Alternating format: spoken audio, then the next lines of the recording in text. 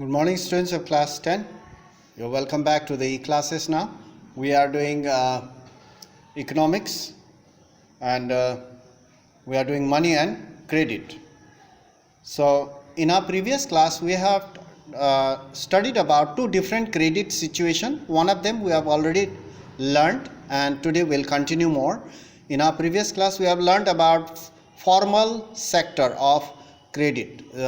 People get credit from formal sector, that is from banks. So the people got a lot of benefits, as well as the rate of interest was also very low, and they have to pay interest once in a year.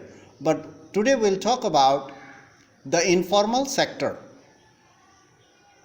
So now there are altogether 4 points, and next we'll have terms of credit. Number 7, a person who gets the credit. A person means maybe a farmer, or maybe an industrialist or a businessman, whoever may be. A person who gets the credit from the informal sector. So informal sector, as I have already told you, the money lenders, traders and so on. A person who gets the loan or a credit from the informal sector or money lender finds it very difficult to repay the loan. There are a number of reasons for that. So they find it very, very difficult to repay the loan, as the rate of interest is too high, because the rate of interest is charged monthly. So in this way it will be too high for the borrower to repay the loan from the money lender or from the informal sector. Number 8, and if the crop fails, suppose if a farmer takes the loan from the informal sector, and if the crop fails due to a drought, maybe due to floods or cyclone or crop failures, and if the crop fails, repayment of the loan becomes very, very impossible. It was very difficult for the person to repay the loan, and they had to sell part of the land or some property to repay the loan. So in this way, this credit, instead of helping him, will ruin him, will destroy him.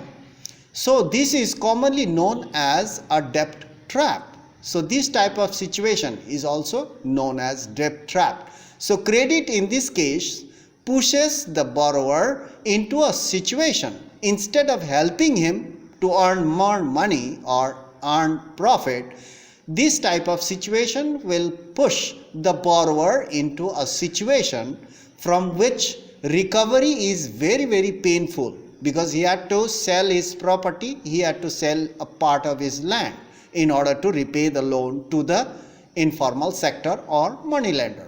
So number 10, a borrower who had to sell property or a part of his land to repay the loan is clearly much worse than before.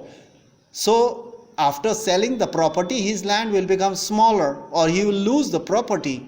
So in this way he will be worse off than before. So credit becomes useful or not. It depends on the risk factor from where you get the credit. It depends on the risk in the situation and whether there is some support in the case of loss.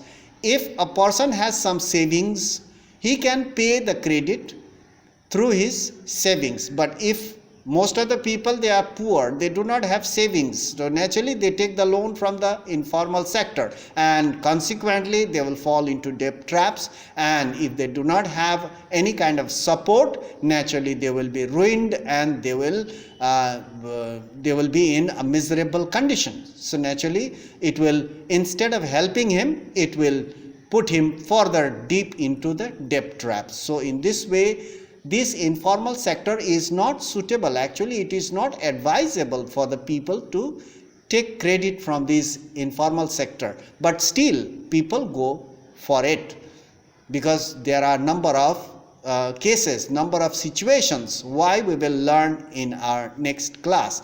Next, the terms of credit. You can see that terms of credit means you must have collateral, you must have some security to deposit in the bank in the formal sector. Many of the people do not have their security or collateral. So that's why they go to the informal sector. So as I have already told you, there are various reasons why they go to the informal sector, especially the poor farmers who have got small holdings. So that's all for today. Thank you very much. In our next class, we'll talk about terms of credit. So that's all. Now you can study at home properly, go through the book as well, and remember not to waste your time. So that's all. Thank you very much. We'll meet in the next class.